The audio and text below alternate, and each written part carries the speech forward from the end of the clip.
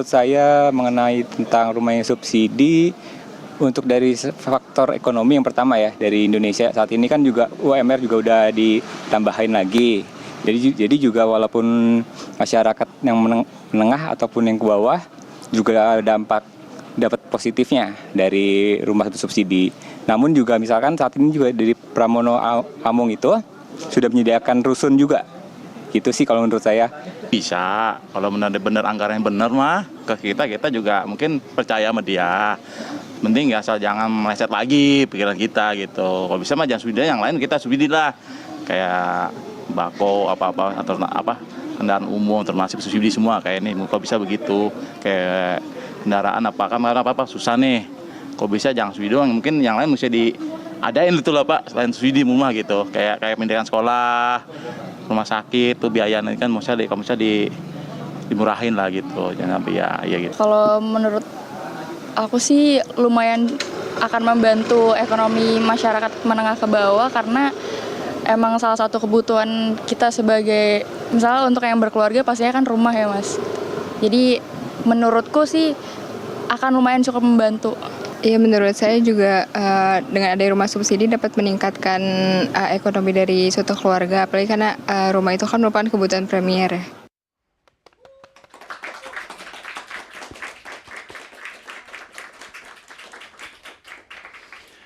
Iya, terima kasih masih bersama kami. Memang warga banyak yang mendukung dan saya juga baru dapat kabar dari produser saya.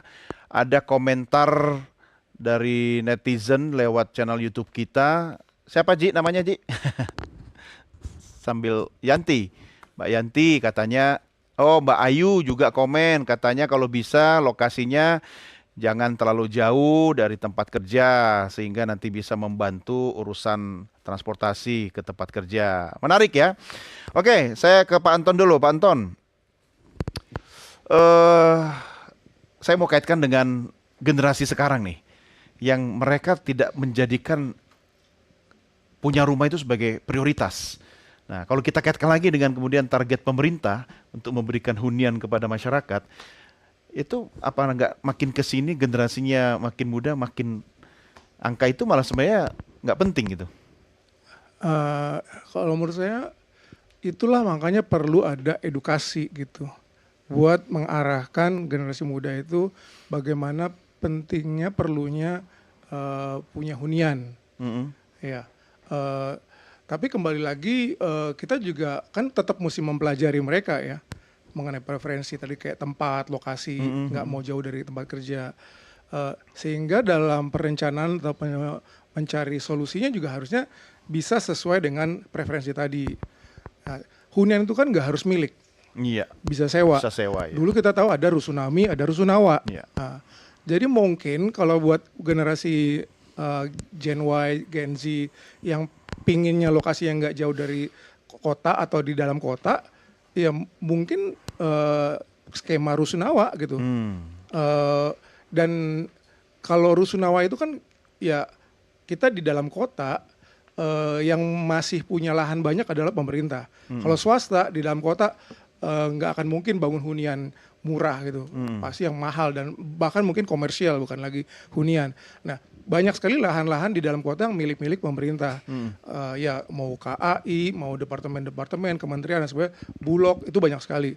Dan sudah juga ada kok yang dimanfaatkan, contohnya kayak Green Pramuka gitu ya, itu punya kementerian kalau nggak salah. Ini seberang Nusantara TV, Iya. bloknya banyak banget, Iya. ya kan, towernya banyak sekali. Makanya, jadi kalau berbicara mengenai permintaan hunian buat generasi milenial itu, saya pikir mungkin memang pemerintah harus memikirkan bagaimana pembangunan yang cocok buat mereka ya. Salah satunya rusunawa tadi lah. Nah, kalau dulu kan tahun 80-an pemerintah bangun rumah susun 4 lantai.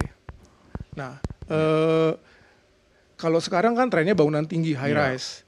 Memang kita mesti sadari bahwa untuk membangun apartemen atau hunian vertikal yang tinggi itu biayanya jauh lebih besar. Makanya kemarin juga berkembang ada ide-ide sempat muncul di media mengenai rumah maisonette. Which is sebenarnya konsepnya nggak jauh-jauh dari rumah susun 4 lantai yang dulu. Nah, tapi yang kayak gitu-gitu kurang dieksplor, Mas Doni. Harusnya itu dieksplor dan diseriuskan gitu, dan dibuat perencanaan yang jelas roadmap-nya. Yang saya tahu kayaknya sekarang ini pemerintah tetap rencana membuat apartemen di dalam kota ya, yang mungkin targetnya lebih kepada generasi milenial tadi. Gitu. Tapi modelnya skemanya skema seperti yang ada di sekarang ini, apartemen tinggi gitu. Dan kita juga dengar bahwa nanti skema yang ditawarkan adalah lebih kepada jual gitu dibanding sewa. Nah itu mungkin harus dipertimbangkan, harus dipelajari bagaimana sih yang cocok.